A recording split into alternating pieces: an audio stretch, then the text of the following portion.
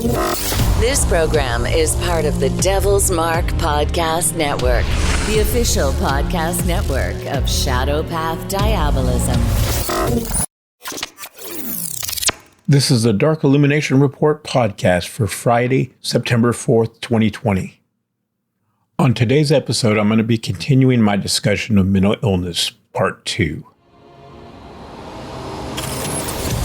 This is the Dark Illumination Report podcast, the official podcast of Shadow Path Diabolism, your daily dose of Diabolonian philosophy to inspire you on your journey down the crooked shadow path. Here's your host, R.J. Womack, Brother Nero.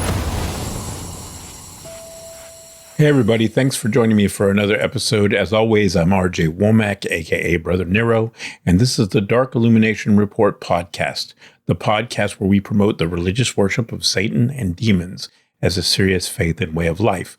And on today's episode, I'm going to be continuing my discussion of mental illness, where somebody asked me a question, and I'm not going to reveal their name. They asked me if I thought that mental illness could interfere with one's connection with Satan. And of course, the answer is, yeah, it could interfere with your connection with Satan, especially if you consider the fact that you're having trouble with your anxiety concentrating. If you have anxiety or you have a mental illness that gives you delusions or that sort of thing, of course it could interfere.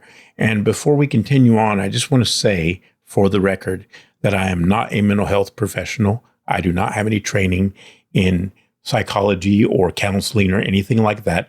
So remember to go talk to your medical professionals if you need advice in that area.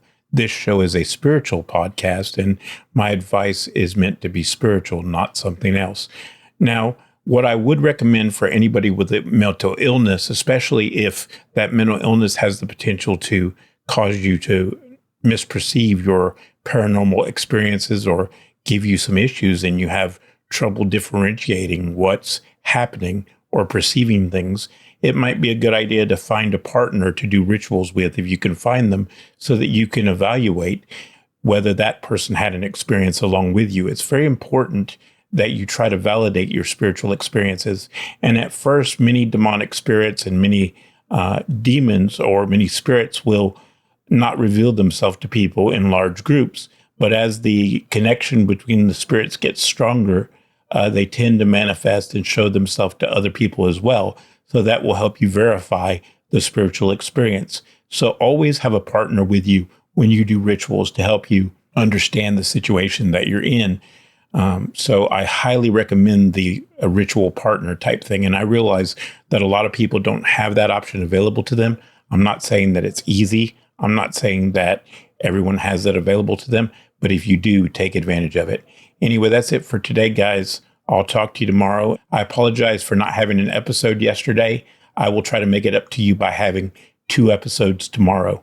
If you would like to learn more about the Shadow Path Diabolism tradition of occultism, go to rjwomack.com.